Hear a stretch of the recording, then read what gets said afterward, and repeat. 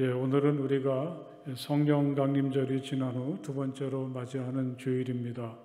이제 우리 함께 자리에서 일어나셔서 조용히 기도하시며 예배로 나아가시겠습니다.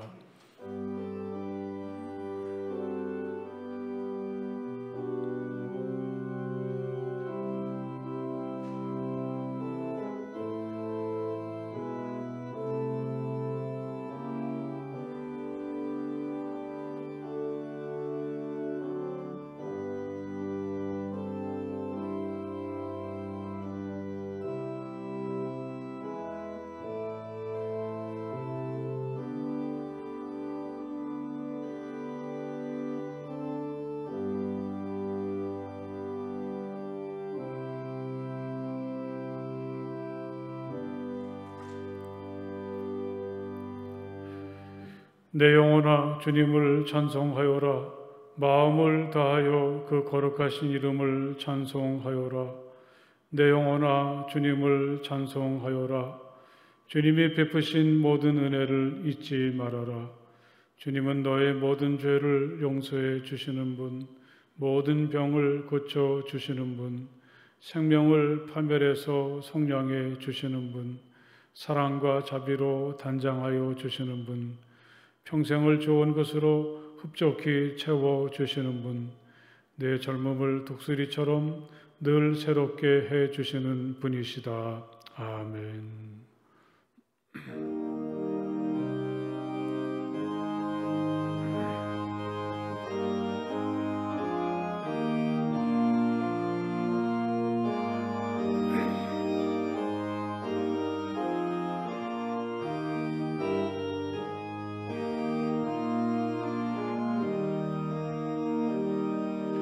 멸류관 벗어서 주 앞에 드리세. 저 천사 기쁜 노래가 온 땅에 퍼지네. 내 혼아 깨어서 주 찬송하여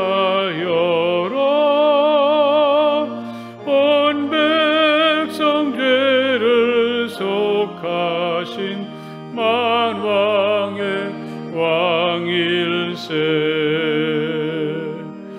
멸류관 벗어서 주 앞에 드리세. 그 손과 몸의 상처가 영광 중 빛나네.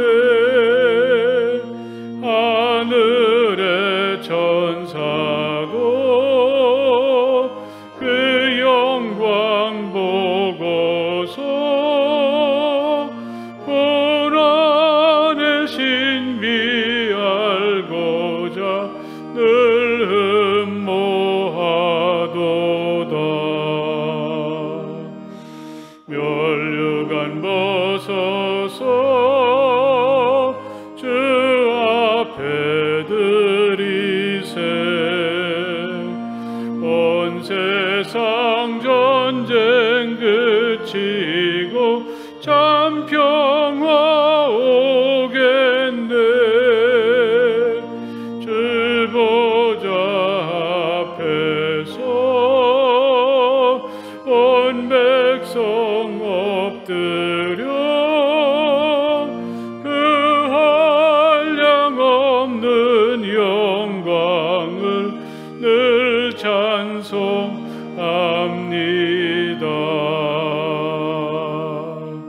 아멘.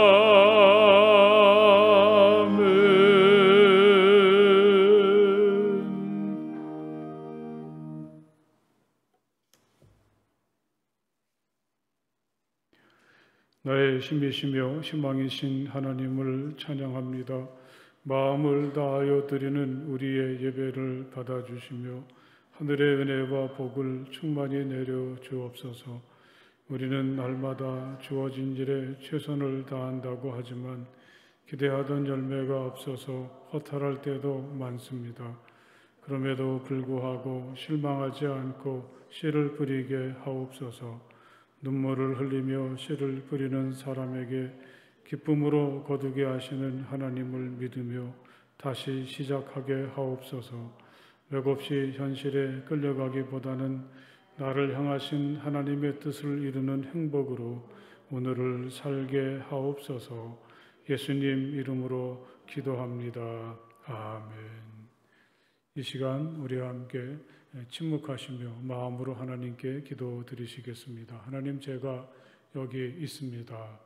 따뜻한 사랑으로 저를 품어주시고 또 저의 모든 허물과 죄악들을 용서해 주시고 또 저의 아픔과 상처와 고통들을 주님의 사랑과 보혈로 치유해 주시기 원합니다. 우리 침묵하시며 마음으로 하나님께 기도하시겠습니다.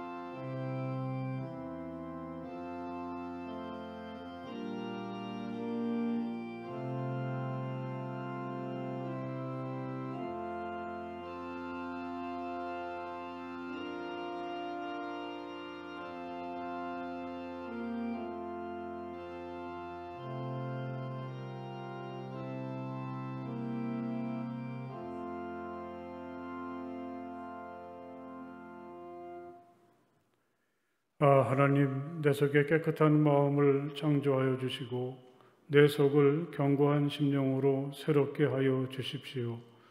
주님 앞에서 나를 쫓아내지 마시고 주님의 성령을 나에게서 거두어 가지 말아 주십시오. 주님께서 베푸시는 구원의 기쁨을 내게 회복시켜 주시고 내가 지탱할 수 있도록 내게 자발적인 마음을 주십시오. 아멘.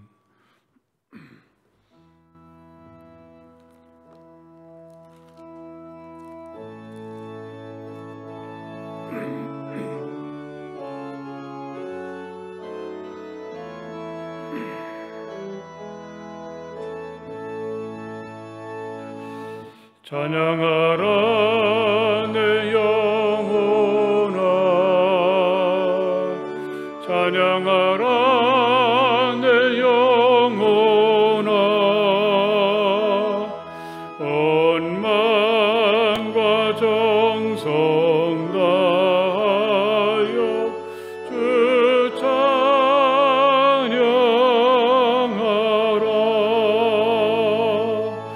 경배하라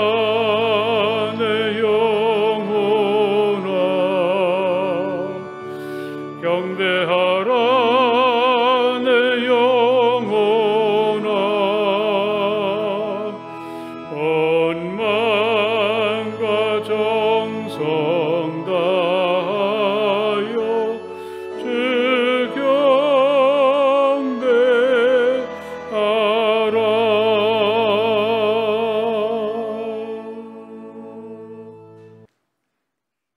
기도하시겠습니다. 우리의 삶의 방패 되시며 온전한 위로자요 힘이 되시는 주님, 오늘도 예배의 자리에 나올 수 있게 하심에 감사드립니다. 우리가 이곳에 모여 예배할 때 성도님 한 분 한 분에게 은혜의 손길과 주님의 음성을 듣게 하여 주시고 주님께 온전히 나아갈 수 있는 예배가 되게 하여 주시옵소서. 또한 예배 자리에 오고 싶어도 함께하지 못한 성도님들도 계십니다.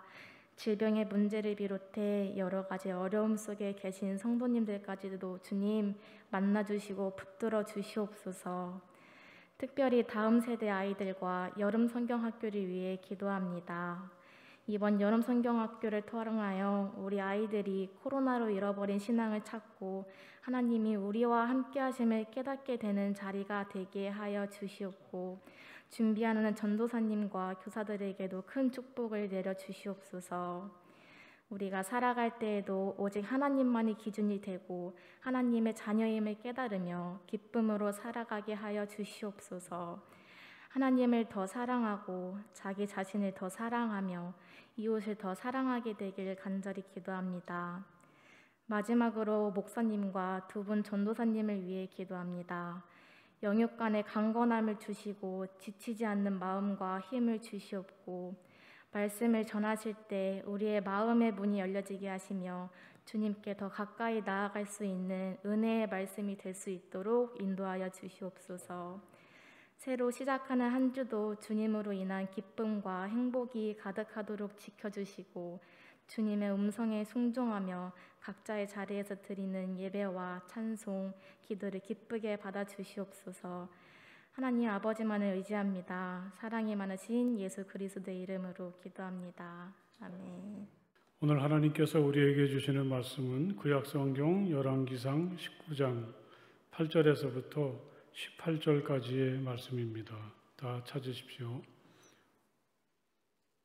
열왕기상 19장 8절에서부터 18절까지의 말씀 되겠습니다. 다 찾으시기 바랍니다. 이제 제가 봉독하겠습니다. 엘리야는 일어나서 먹고 마셨다. 그 음식을 먹고 힘을 얻어서 밤낮 40일 동안을 걸어 하나님의 산인 호렙산에 도착하였다. 엘리야는 거기에 있는 동굴에 이르러 거기에서 밤을 지냈다. 그때 주님께서 그에게 말씀하셨다. 엘리야야, 너는 여기에서 무엇을 하고 있느냐? 엘리야가 대답하였다. 나는 이제까지 주 만군의 하나님만 열정적으로 섬겼습니다. 그러나 이스라엘 자손은 주님과 맺은 언약을 버리고 주의 제단을 헐었으며 주님의 예언자들을 칼로 쳐서 죽였습니다. 이제 나만 홀로 남아 있는데 그들은 내 목숨마저도 없애려고 찾고 있습니다. 주님께서 말씀하셨다. 이제 곧 나 주가 지나갈 것이니 너는 나가서 산 위에 주 앞에 서 있어라. 크고 강한 바람이 주님 앞에서 산을 쪼개고 바위를 부수었으나 그 바람 속에 주님께서 계시지 않았다. 그 바람이 지나가고 난 뒤에 지진이 일었지만 그 지진 속에도 주님께서 계시지 않았다. 지진이 지나가고 난 뒤에 불이 났지만 그 불 속에도 주님께서 계시지 않았다. 그 불이 난 뒤에 부드럽고 조용한 소리가 들렸다. 엘리야는 그 소리를 듣고서 외투자락으로 얼굴을 감싸고 나가서 동굴 어귀에 섰다. 바로 그때에 그에게 소리가 들려왔다. 엘리야야, 너는 여기에서 무엇을 하고 있느냐? 엘리야가 대답하였다. 나는 이제까지 주 만군의 하나님만 열정적으로 섬겼습니다. 그러나 이스라엘 자손은 주님과 맺은 언약을 버리고 주님의 제단을 헐었으며 주님의 예언자들을 칼로 쳐 죽였습니다. 이제 나만 홀로 남아 있는데 그들은 내 목숨마저도 없애려고 찾고 있습니다. 주님께서 그에게 말씀하셨다. 너는 돌이켜 광야길로 해서 다마스쿠스로 가거라. 거기에 이르거든 하사엘에게 기름을 부어서 시리아의 왕으로 세우고 또 님시의 아들 예후에게 기름을 부어서 이스라엘의 왕으로 세워라. 그리고 아벨무올라 출신인 사밧의 아들 엘리사에게 기름을 부어서 네 뒤를 이을 예언자로 세워라. 하사엘의 칼을 피해서 도망하는 사람은 예후가 죽일 것이고 예후의 칼을 피해서 도망하는 사람은 엘리사가 죽일 것이다. 그러나 나는 이스라엘에 7,000명을 남겨놓을 터인데 그들은 모두 바알에게 무릎을 꿇지도 아니하고 입을 맞추지도 아니한 사람이다. 아멘. 하나님의 평화가 오늘 가정에서나 또 여러분이 계신 곳에서 또 이 예배당에 나와서 하나님을 예배하는 모든 분들에게 임하시기를 간절히 바랍니다. 어느덧 6월 19일입니다. 이제 한 열흘만 지나면 2022년도 절반을 보내게 되죠. 이 시점이 되면 그래도 잘 버티어서 괜찮아. 지난 반년을 돌아보면서 이렇게 다행스럽거나 만족한 마음을 가지는 분들도 있지만 도대체 내가 어떻게 산 거지? 시간은 정신없이 흐르고 한 일은 별로 없이 매일 허덕거리며 여기까지 온 것 같고 앞을 내다보아도 답답해. 이렇게 도저히 인생의 해답을 찾기 힘든 오늘을 보내는 분들도 있겠죠. 코로나가 기승을 부릴 때에는 그저 코로나에 걸리지 않고 버티기만 해도 다행이라고 생각을 했었는데 이 코로나가 잠잠해지는 것 같으니까 이상하게 허탈한 마음이 듭니다. 마치 잃어버린 시간처럼 그렇게 지난 시간이 허전하기도 하고 무언가 위로받고 싶은 마음이 있는데 우리 현실이 그렇게 따뜻하지는 않습니다. 연일 발표되는 경제 지표라든지 미래에 대한 전망들은 우리의 내일을 더욱 어둡게 하고 있습니다. 코로나의 와중에 버티느라고 몸과 마음이 다 지쳤는데 이 삶이라는 산더미 같은 파도가 우리에게 다가오고 있으니 도대체 우리가 어떻게 현실을 헤쳐나가고 이 험한 세상에서 살아남을 수가 있겠습니까? 오늘 하나님께서 우리에게 주신 말씀은 엘리야에 대한 이야기입니다.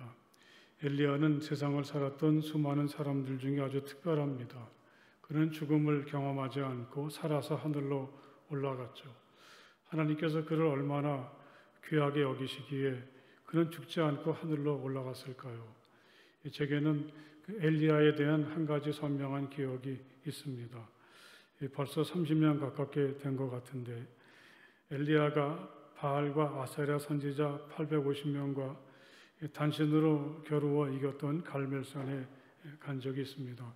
그 산을 오르다 보면 엘리야의 동상이 서 있습니다. 눈을 부릅뜨고 아주 무서운 모습을 한 그는 날이 휘어진 칼을 한 손에 들고 있습니다. 하나님께서 그의 제사에 불러 응답하신 후에 그는 이방신을 섬기는 선지자들을 죽이기 시작했는데 아마 너무 칼을 많이 쓴 나머지 그 날이 휘어지지 않았을까요? 그때 엘리야는 정말 누구도 두렵지 않았고 하나님을 향한 믿음이 정말 뜨겁게 불타오르던 시간이었습니다. 엘리야는 나의 하나님은 여호와시다라는 뜻입니다. 그는 자기 이름에 부끄럽지 않게 살았습니다. 엘리야의 시대는 가나안 사람들이 숭배하던 바알 신앙이 이스라엘에게 큰 영향을 끼치고 있었습니다. 그동안 우리가 믿던 여호와 하나님은 광야에서는 도움이 좀 되었을지 몰라도 우리가 이렇게 가나안 땅에서 농사를 짓고 살기 위해서는 바알을 믿어야 돼. 이스라엘 사람들은 이런 생각을 가지고 있었습니다. 이스라엘은 농사를 짓기에 필요한 비를 내려주고 자식을 많이 낳도록 해주는 바알과 그 짝인 아세라에게 마음이 쏠려 있었습니다.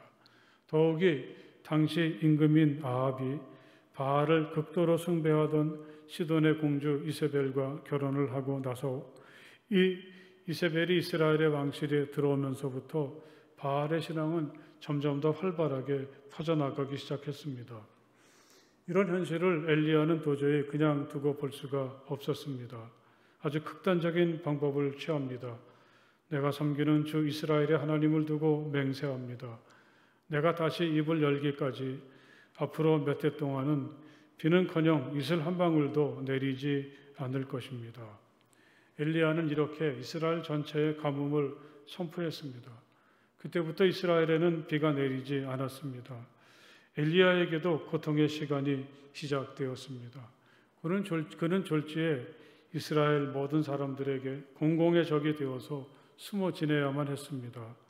처음에는 까마귀가 가져다 주는 것으로, 후에는 사르밧 과부의 도움으로 간신히 연명하며 가뭄의 시간을 버티어냈습니다. 이렇게 하기를 3년이 지나고 마침내 엘리야는 갈멜산으로 바알과 아세라의 선을 섬기는 선지자 850명을 불렀습니다. 여호와와 바알 중에 누가 진정한 우리 하나님이신가 알아보자는 것이죠. 이 850명이나 되는 이방의 선지자들이 소동을 벌였지만 그들의 신은 끝내 침묵했습니다. 저녁 무렵 엘리야가 단을 쌓고 제물을 올려놓았을 때 하나님은 신속하게 불러 응답하시면서 바로 우리 하나님 여호와가 진정한 하나님이시란 사실을 모든 사람에게 드러내 보이셨죠.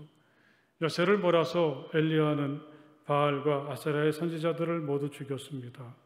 그리고는 무릎 사이에 얼굴을 파묻고는 비가 오기를 간절히 하나님께 기도합니다. 그가 7번 간절히 하나님께 기도했을 때 갑자기 하늘이 캄캄해지고 큰 비가 내리기 시작했습니다. 모든 것이 완벽했습니다. 이제 완전히 드러났습니다. 바알이 아니라 여호와 하나님이시구나. 우리에게 비를 내려주시고 우리를 살아가게 하시는 분. 게다가 이 바알과 아사레를 섬기는 예언자들이 모두 죽음을 당했으니까 이제 누가 앞장서서 바울을 전도하겠습니까? 그런데 아직 이세벨이 남아 있었습니다. 그녀는 바알의 총본산인 시돈의 공주로 아합과 결혼을 했었는데 이세벨은 이런 소식을 듣고도 조금도 기세가 꺾이지 않았습니다. 내가 예언자들을 죽였으니 나도 너를 죽이겠다. 내가 내일 이맘때까지 너를 죽이지 못하면 신들에게서 천벌을 받겠다. 아니 그보다 더한 재앙이라도 그대로 받겠다. 이세벨은 사람을 보내서 내일까지 너를 죽이겠다고 그렇게 경고합니다. 엘리야는 무서웠습니다. 이제 이세벨뿐인데 이제까지의 기사를 몰아서 이세벨만 물리치면 되는데 어쩐 일인지 엘리야는 거르마 남살려라 남쪽으로 도망을 치기 시작했습니다. 엘리야가 이럴 줄은 몰랐습니다.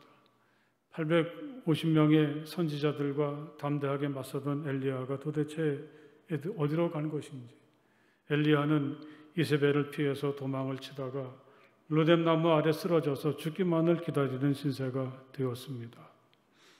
도대체 어떻게 엘리야가 이렇게 될 수 있는 것인지 잘 이해가 되지 않죠. 하지만 그래서 위로가 되기도 합니다. 엘리야도 우리와 똑같은 인간인 거죠. 이 갈멜산에서는 영웅도 그런 영웅이 없었는데 그렇게 담대했던 엘리야가 그만 이세벨이라는 한 이방 여성의 위협 앞에서 두 손을 바짝 들고 있습니다. 다시는 일어서지 못할 정도로 무너져 내립니다. 그는 두려움에 사로잡혔고 이제는 아무것도 할 수가 없었습니다.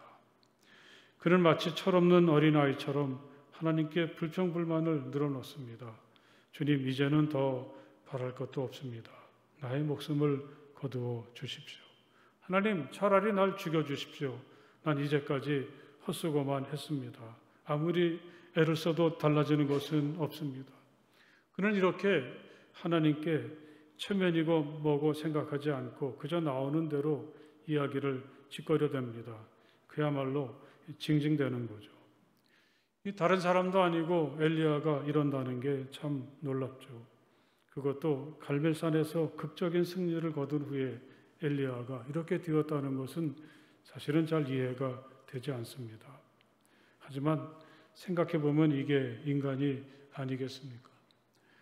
도저히 싸울 수 없는 싸움에 도전하기도 하고 또 초연적인 승리를 거둘 때도 있지만 이렇게 한 인간의 위협 앞에서 대책 없이 작아지고 무서워서 도망치고 쉽게 낙심하는 존재, 이게 사람이라는 것을 여기서 깨닫게 됩니다. 제게는 이렇게 겁에 질린 엘리야가 더욱 실감나게 다가왔습니다. 겉으로는 대단하고 두려움이 없고 신념으로 가득 차서 우리 같은 평범한 사람과는 비교할 수 없는 특별한 사람인 것 같았는데 엘리야가 또 때로는 이렇게 절망하고 좌절하고 두려워서 벌벌 떠는 모습을 볼 때 이게 인간이라 그런 생각을 하게 되죠. 또 이런 엘리야를 바라볼 때 나의 두려움이나 나의 연약함이나 나의 실망이나 좌절이 그렇게 부끄럽지 않다는 것, 굳이 감추지 않아도 된다는 것을 우리는 오늘 엘리야를 읽으면서 공감하게 됩니다. 하나님께서 로뎀 나무 밑에 쓰러진 엘리야를 돌보기 시작하십니다. 하나님은 엘리야가 갈멜산 위에서 영웅적인 투정을 할 때도 그를 찾아오셨지만 이렇게 그가 대책 없이 무너져 버렸을 때에도 하나님은 여전히 그를 돌보아 주십니다. 하나님은 그에게 먹을 것을 보내주셔서 힘을 내게 하시고 하나님의 산 호렙까지 걸어가게 하셨습니다. 엘리야는 이런 하나님의 도우심을 통해서 40일을 걸어서 호렙산에 도착하게 되었고 동굴 속에 머물게 되었습니다. 엘리야야, 너는 여기에서 무엇을 하고 있느냐? 하나님께서 엘리야를 향해서 물어보신 이 물음이 제게는 아주 특별하게 다가왔습니다. 마치 하나님은 엘리야에 대해서 아무것도 모르시는 것처럼, 또 호렙산에서 이 엘리야를 처음 보신 것처럼 이렇게 묻고 계십니다. 사실은 하나님이 그를 여기까지 이끄신 게 아니겠습니까? 그런데 하나님은 왜 이렇게 그에게 물으시는 걸까요? 아마 하나님은 엘리야가 하는 말을 직접 듣고 싶으셨을 것입니다. 하나님은 이미 모든 걸 다 알고 계시지만 그래도 하나님은 엘리야에게서 직접 듣고 싶어 하십니다. 엘리야는 그동안 있었던 일을 하나님께 말씀드립니다. 간단히 말하면 이런 거죠. 난 정말 하나님을 위해서 애를 썼는데, 목숨까지도 걸었는데 제대로 된 일이 하나도 없습니다. 그동안의 모든 노력이 헛수고가 되고 말았습니다. 게다가 하나님, 이제 저는 홀로 남았습니다. 내 옆에는 믿을 만한 사람이 아무도 없습니다. 자, 이렇게 엘리야가 하는 말을 읽어보면 이게 어디서 많이 들어본 노랫말 같기도 하고 또 익숙한 드라마의 대사처럼 들리기도 하죠. 난 헛수고만 했습니다. 이제 난 아무것도 남은 게 없습니다. 난 혼자입니다. 사실 이건 엘리야만의 이야기는 아닐 겁니다. 너는 여기서 도대체 뭘 하고 있지? 하나님께서 만일 우리에게 이렇게 물으실 때, 하나님께서 우리들에게도 너 여기서 지금 이렇게 매개 없이 주저앉아 있냐 이렇게 물으신다면 여러분은 오늘 어떻게 하나님께 대답을 하시겠습니까? 한번 생각해 보십시오. 결국은 오늘 나도 이 말씀 속의 엘리야처럼 그렇게밖에는 드릴 말씀이 없을 것 같습니다. 우린 엘리야처럼 대단한 사람은 아니었지만 오로지 나나 내 가족, 내 일에 얽매여서 살아왔는데 우리도 엘리야처럼 대답할 수밖에는 없지 않습니까? 하나님, 제가 나름대로 애를 쓰고 노력하면서 여기까지 왔는데 돌아보면 이런 게 없습니다. 마치 모래알을 움켜쥐는 것 같습니다. 열심히 움켜쥐느라고 했었는데 그저 빈손일 뿐입니다. 게다가 저는 혼자뿐입니다. 저는 너무 자신이 없고 두렵습니다. 다시 오지 않을 2022년의 절반을 보낼 때 우리도 엘리야처럼 그렇게 말하게 됩니다. 이제 곧 나 주가 지나갈 것이니 너는 나가서 산 위에 주 앞에 서 있어라. 하나님은 엘리야에게 이렇게 말씀을 하셨습니다. 엘리야는 하나님이 말씀하시니까 기대를 가지고 하나님 앞에 섭니다. 크고 강한 바람이 산을 쪼개고 바위를 부수며 요란하게 그의 곁을 지나갔지만 하나님은 거기에 계시지 않았죠. 그 다음에는 지진이었습니다. 땅을 뒤흔드는 지진이 있었는데 하나님은 거기도 계시지 않았습니다. 이번에는 불입니다. 불이 활활 붙었지만 여호와는 불 가운데도 계시지 않았습니다. 그리고는 부드럽고 조용한 소리가 들려옵니다. 하나님은 크고 강한 바람도 아니고 또 지진도 아니고 불도 아니고 이렇게 부드럽고 조용한 소리를 통해서 엘리야를 찾아오셨습니다. 여러분, 이건 아주 특별한 현상입니다. 오늘 말씀 속에서 언급하고 있는 강한 바람이나 지진이나 불이 단순한 자연 현상일 수도 있지만 하나님께서 사람들에게 자신을 드러내는 방법인데 하나님은 이번에는 강한 바람도 아니고 지진도 아니고 불도 아니고 아주 조용하고 부드러운 바람입니다. 하나님의 생각이나 뜻이 반드시 크고 대단하고 일상을 넘어서는 놀라운 것에만 있는 게 아니라는 말씀입니다. 그가 귀를 기울이지 않으면 들을 수 없었던 아주 조용하고 부드러운 소리 같은 존재들, 작은 사건이라든지 작은 사람이라든지 너무 사소해서 집중하지 않으면 그냥 지나칠 수밖에 없는 아주 작은 것을 통해서 하나님은 우리에게 다가오시고 말씀을 하십니다. 내가 거두었던 갈멜산에서의 대단한 승리도 귀하지만 이제는 일상에서 아주 작고 평범한 일을 통해서 나를 경험하고 그 안에서 들려오는 내 목소리에 귀를 기울여 보아라. 하나님은 엘리야의 관심을 아주 작고 평범하고 일상적인 것으로 돌리고 계시죠. 때로 우리는 우리들 자신이 부드럽고 조용한 하나님의 바람이 되기도 한다는 사실을 기억하십시오. 이 세상에서 우리의 존재감이라는 게 너무 미미하지 않습니까? 우리는 누구나 강한 바람이나 지진이나 불같은 존재는 되지 못하죠. 그래서 나 하나쯤이야 자신에 대해서 이렇게 쉽게 생각합니다. 하지만 하나님은 때로 오늘처럼 아주 부드럽고 조용한 소리를 통해서 사람들에게 다가오십니다. 특별히 어떤 사람이 엘리야처럼 실망하고 낙심해서 주저앉아 있을 때 여러분 이런 사람들에게 들릴락말락한 부드럽고 조용한 소리보다 더 호소력 있고 치유의 심을 담고 있는 게 또 어디 있겠습니까? 우리는 우리들 스스로가 하나님과 세상을 향해서 얼마나 소중한 존재인가. 바로 하나님께서 사람들을 치유하시고 회복하시는 데 사용하시는 부드럽고 조용한 바람, 부드럽고 조용한 소리가 바로 우리 자신이라는 사실을 마음 깊이 새기시기를 간절히 바랍니다. 하나님은 또 엘리야에게 이렇게 말씀을 하십니다. 너는 돌이켜 광야길로 해서 다마스쿠스로 가거라. 거기에 이르거든 하사엘에게 기름을 부어서 시리아의 왕으로 세우고 또 님시의 아들 예후에게 기름을 부어서 이스라엘의 왕으로 세워라. 그리고 아벨 무올라 출신인 사밧의 아들 엘리사에게 기름을 부어서 내 뒤를 이을 예언자로 삼아라. 하나님은 이렇게 엘리야가 해야 될 일을 지시해 주셨습니다. 엘리야는 모든 게 다 헛수고고 이제 다 끝장났고 나만 홀로 남았다고 넋두리 하는데 하나님은 그 마음을 모르시는 듯이 이렇게 그가 해야 될 세 가지를 일러주시죠. 다시 말해보면 하사엘을 시리아의 왕으로 세워라. 또 님시의 아들 예후를 이스라엘의 왕으로 세워라. 그리고 엘리사를 내 후계자로 삼아라. 이런 말씀이죠. 그런데 이 세 가지 명령 중에 엘리야가 한 일은 엘리사를 자기 후계자로 세우는 일뿐이었습니다. 나머지 두 일은 그를 이어받은 엘리사가 감당하게 됩니다.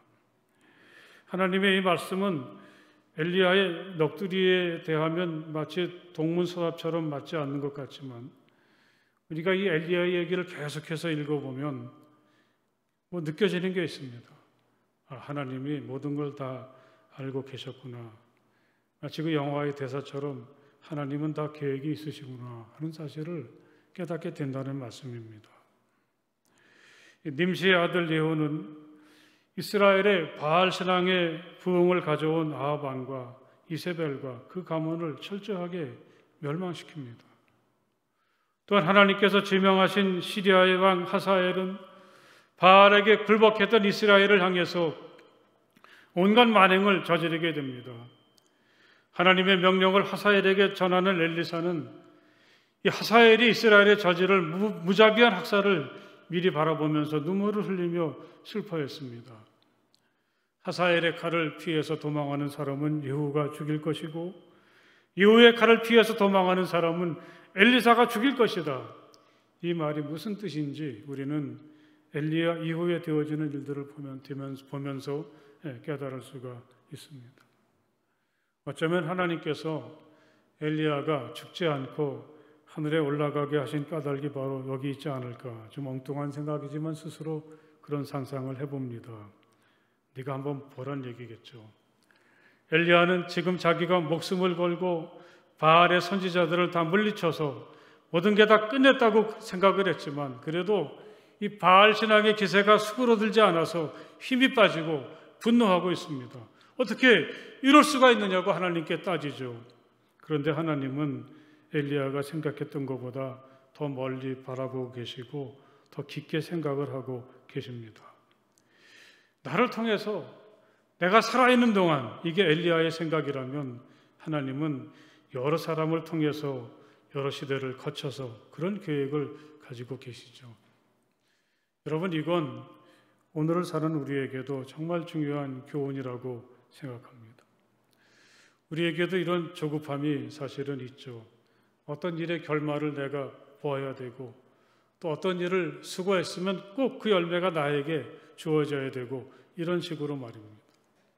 하지만 모든 걸 계획하시고 이루어 가시는 분이 바로 하나님이십니다. 하나님은 심지어 한 나라의 왕을 세우시는 일들, 또 하나님을 모르는 사람들을 동원해서까지 거룩한 목적을 이루어 가시는 분이 바로 우리가 믿는 하나님이시죠. 하나님은 이런 과정을 통해서 우리의 수고와 우리의 기도가 헛되지 않도록 이루어 주시는 분이라는 것을 엘리야 앞에서 오늘 분명히 말씀을 하고 계십니다. 할렐루야. 여러분, 우리는 항상 길 위에 서 있고 우리의 삶은 항상 진행 중이라는 사실을 우리는 잊지 말아야 되겠습니다. 내가 모든 걸 끝낼 수는 없습니다. 내가 사과나무를 심었다고 해서 내가 그 열매를 딸 수는 없지 않습니까? 우리는 그저 주어진 시간과 조건 속에서 하나님께서 내게 맡겨주신 일들을 후회 없이 감당하면 그것으로 충분합니다. 우리의 수고와 노력이 헛되지 않게 하시고 멋진 결말을 이루어 가시는 분이 하나님이시라는 사실을 믿으면서 그 믿음 속에 오늘을 살아가는 우리가 되어야 하겠습니다. 마지막으로 하나님은 엘리야에게 이런 말씀을 하십니다. 18절에 보면 그러나 나는 이스라엘에 7,000명을 남겨놓을 터인데 그들은 모두 바알에게 무릎을 꿇지도 아니하고 입을 맞추지도 아니한 사람이다.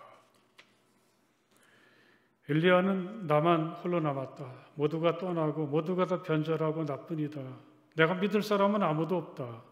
그래서 절망하고 두려워하고 모든 걸 포기하려고 하는데 하나님은 얼마나 많은 사람들이 그 곁에 있는지 엘리야처럼 믿음의 길을 걸어가고 있는지 그걸 엘리야에게 일깨워주고 있습니다.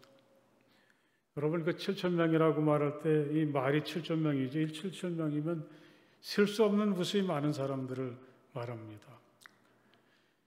바알에게 무릎을 꿇지도 않고 입을 맞추지도 않은 그런 사람들이 무수히 많이 있다. 엘리야처럼 오로지 하나님만을 바라보고 걸어가는 사람들이 얼마든지 많이 있다. 하나님은 그렇게 말씀을 하십니다. 제가 이 말씀을 어떻게 여러분들에게 해석을 해서 말씀을 드릴까 곰곰이 고민하다 내 주변에 좋은 사람들이 참 많아. 하나님 우리에게 그렇게 말씀하신다. 저는 그렇게 읽었습니다. 내 주변에 내가 신뢰할 만한 사람들, 내가 함께 삶을 나누고 함께 길을 걸어가기에 충분한 자격을 갖춘 사람들이 얼마든지 많이 있어. 그러니 이제부터 혼자서 모든 걸 하려고 하지 말고 다른 사람과 함께 즐거움을 누리면서 살아라. 저는 이 대목을 이렇게 읽어보았습니다. 여러분은 어떠십니까? 내 주변엔 좋은 사람들 참 많이 있어. 그런 생각을 가지고 사십니까? 아니면 세상에 믿을 놈 하나 없어. 그런 생각이십니까? 놈자를 쳐서 참 미안하긴 하지만요. 우리는 우리 자신에겐 너무 관대하고 또 다른 사람들에겐 인색하고 비판적일 때가 많지 않습니까? 하지만 좀 생각을 좀 고쳐보십시오. 그 반대로 생각해 보십시오. 괜찮아. 저 정도면 이 세상에 흠없고 부족한 사람이 어디 있겠어. 이렇게 바라본다면 우리 주변엔 참 좋은 사람들이 많다는 사실을 느끼고 깨달을 수가 있겠죠. 그런 사람들과 함께 이 인생의 길을 지루하지 않게 기쁘고 즐겁게 살아갈 수가 있습니다. 여러분 그런 믿음을 가지시기 바랍니다. 하나님은 내 곁에 좋은 사람들 참 많이 보내주셨구나. 내 가족이, 내 친구가, 내 동료가 이렇게 함께 예배를 드리는 성도들이 바로 그런 사람들이 아니겠습니까? 한번 옆에 계신 분들에게 그렇게 격려해 보십시오. 당신은 참 좋은 사람입니다. 예. 그렇게 보니까 좀 달라 보이지 않으십니까? 예. 2022년에 이제 절반을 보낼 때 참 마음이 착잡하고 어둡기 그지없습니다. 너 여기서 무엇을 하고 있어? 하나님이 이렇게 물으시면서 지치고 낙심한 우리들의 삶에 슬그머니 들어오 주셔서 위로하시고 또 새로운 힘을 주시죠. 하나님께서 엘리야에게 하셨던 그 말씀 마음 깊이 새기시기를 간절히 바랍니다. 우리 너무 큰 것에 목숨 걸지 말고 작고 평범한 것들을 소중히 여기고 또 마치 조용하고 부드러운 소리와 같이 나를 하나님의 도구로 쓰시는 자신에 대한 자부심을 다시 회복할 수 있어야 되겠습니다. 지금 당장 결과가 눈에 보이지 않는다고 해서, 내가 심은 사과나무의 열매가 내가 거둘 수 없다고 해서 낙심하지 말고 모든 것을 이루어 주시는 하나님의 섭리와 인도하심에 맡기고 늘 최선을 다하고 모든 걸 즐기는 우리 모두가 될 수 있기를 간절히 바랍니다. 우리 주변에 얼마나 많은 좋은 사람들이 있는지, 하나님께서 내게 만나게 해주신 사람들을 소중히 여기고 그들을 신뢰하면서 기쁨으로 걸어가는 우리가 될 수 있기를 간절히 바랍니다. 할렐루야. 기도하시겠습니다. 하나님, 참 감사합니다. 참 여러 가지 많은 일들을 겪으면서 여기까지 왔을 때 때로 안도의 마음이 있기도 하지만 우리 마음이 너무 허탈하기도 하고 맥이 빠져 있습니다. 로뎀 나무에 쓰러져 있는, 또 호렙산의 동굴에서 간절히 하나님을 사모하고 기다렸던 엘리야를 붙잡아 주시고 위로해 주셨던 하나님의 은혜로 저희와 함께하여 주시옵소서.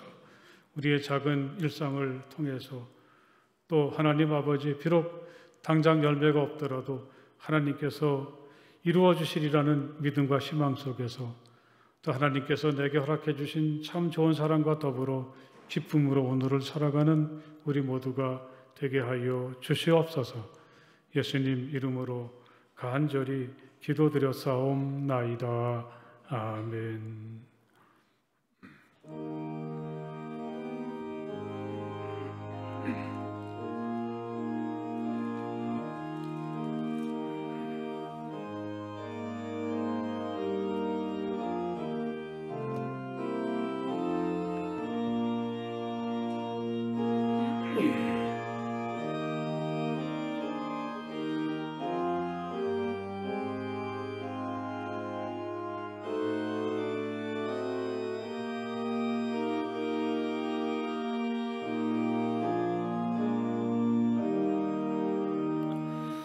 오 신실하신 주 내 아버지여,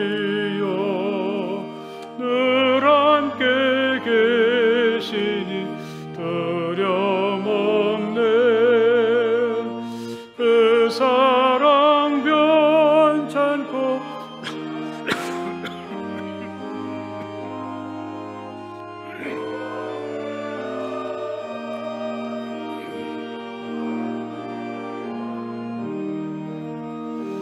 오 신실하신 주, 오 신실하신 주, 날마다 자비를 베푸시며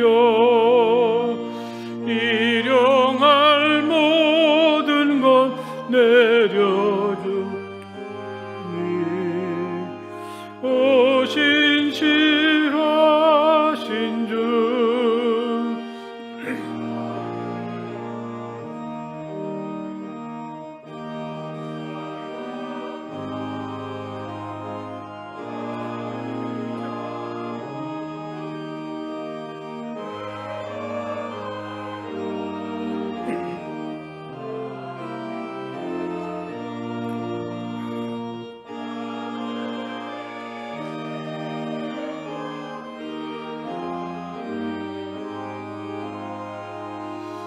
신실한 주 사랑 나타내네.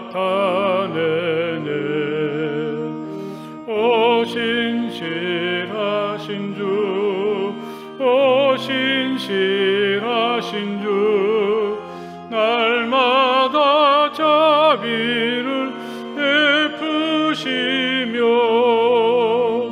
일용할 모든 것 내려주시니, 오 신실하신 주,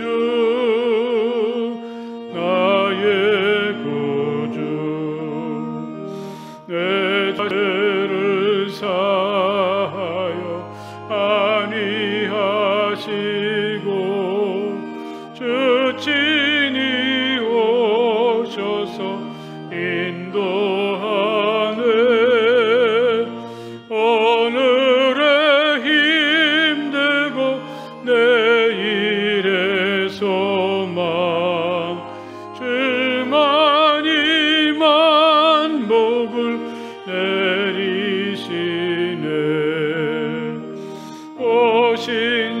신실하신 주, 오 신실하신 주, 날마다 자비를 베푸시며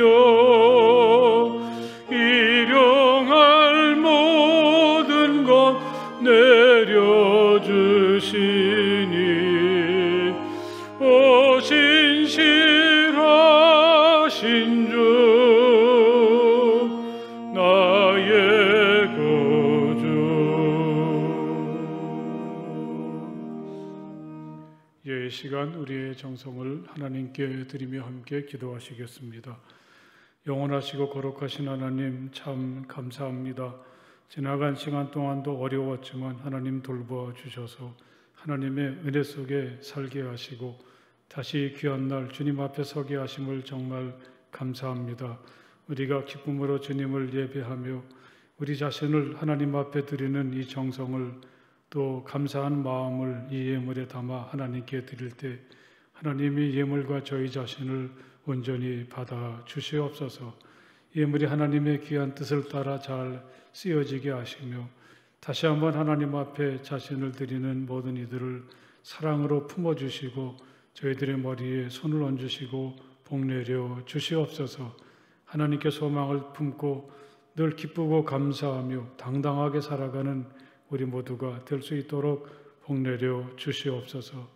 우리가 애쓰고 수고할 때마다 아름답고 귀한 열매의 복을 허락해 주시기 원합니다. 하나님 앞에 소원하고 또 우리가 가진 저마다의 소원들이 이루어질 수 있도록 허락하여 주시옵소서.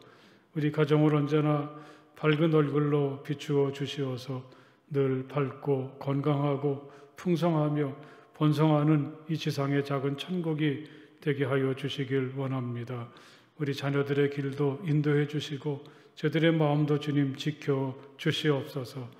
우리 중에 아프고 병들어 있고 힘들어하는 성도들도 많습니다. 하나님 위로하여 주시고 치유하여 주시어서 힘차게 일어설 수 있도록 도와 주시옵소서. 멀리 흩어져 있는 우리 사랑하는 가족들, 또 믿음의 형제와 자매들도 있습니다. 어디에 있든지 항상 사랑으로 품어주시고 돌보아 주시옵소서. 우리 주님 예수 그리스도의 이름으로 간절히 축복하며 기도드려 싸움나이다. 아멘. 네, 할렐루야. 여러분 참 반갑습니다. 우리 옆에 계신 분들하고 사랑하고 축복합니다. 한번 인사해 보십시오. 사랑하고 축복합니다. 주보에 광고 말씀 잘 보시기 바랍니다. 6월 달부터 우리가 이제 11시 예배가 끝나면 2층 식당에서 간단한 점심도 나누고 또 함께 교제하는 시간을 가지는데 여러분 함께 하시면 참 좋겠습니다. 이번 주 화요일에는 우리 강성모 청년, 우리 강성묵 권사님의 손자이기도 하고 또 강영산 이영주 집사님 댁의 아들인데 저 대구로 군에 입대를 해서 군대 생활을 합니다. 언제 제대하냐 그렇게 물어봤더니 내년 12월 20일 날 제대한다고. 속으로 그때가 올까 그런 생각도 해보았는데 군대 생활 잘할 수 있도록 격려해 주시고 또 축복해 주셨으면 좋겠습니다. 이번 토요일에는 우리 연수 서지방 교육부 주최로 교사 위로회가 있습니다. 그래서 교사들이 모여서 강연도 듣고 또 서로 소개하고 식사도 함께 하는 자리인데 우리 교사들이 참석을 합니다.